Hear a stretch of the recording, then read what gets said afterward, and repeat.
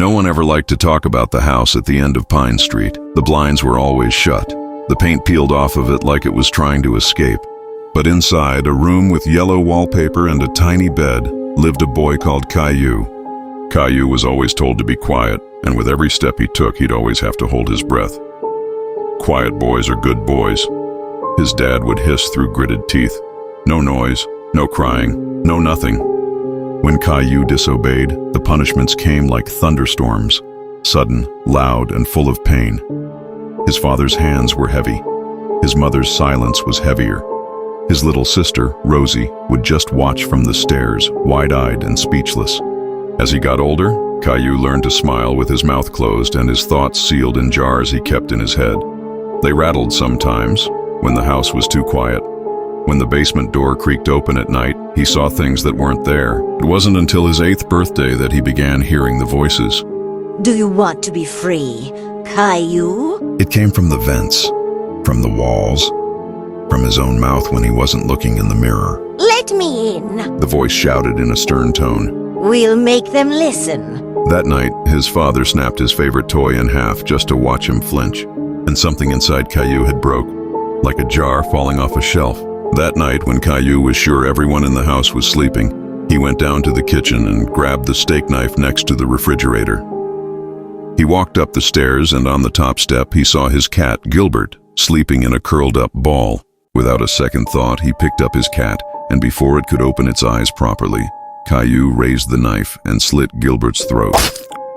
Something about the helpless meows he heard while Gilbert was fighting for his life gave Caillou the rush he knew he always needed.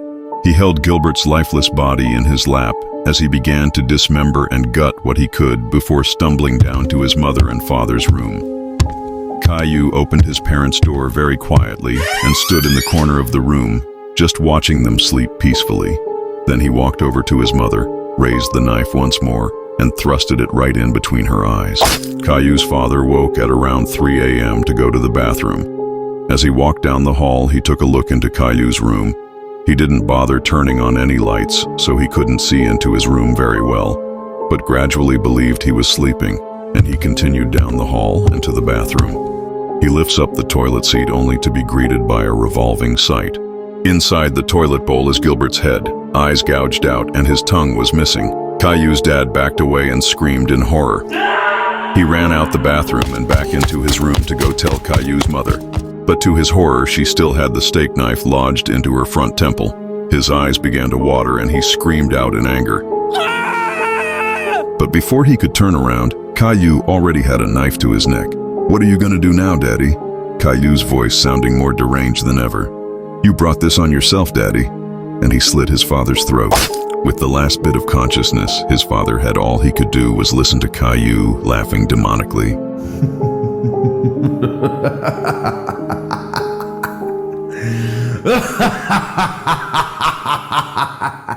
The next morning, police arrived at Caillou's door.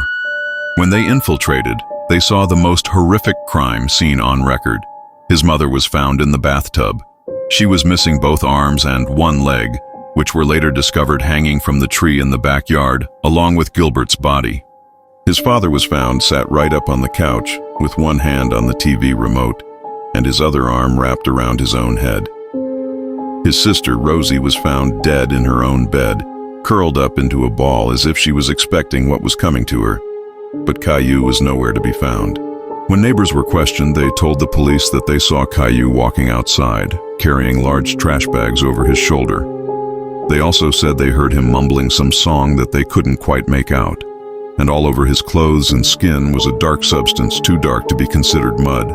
They never found Caillou, but some say that when you hear his song getting louder, that's when you know he's coming after you.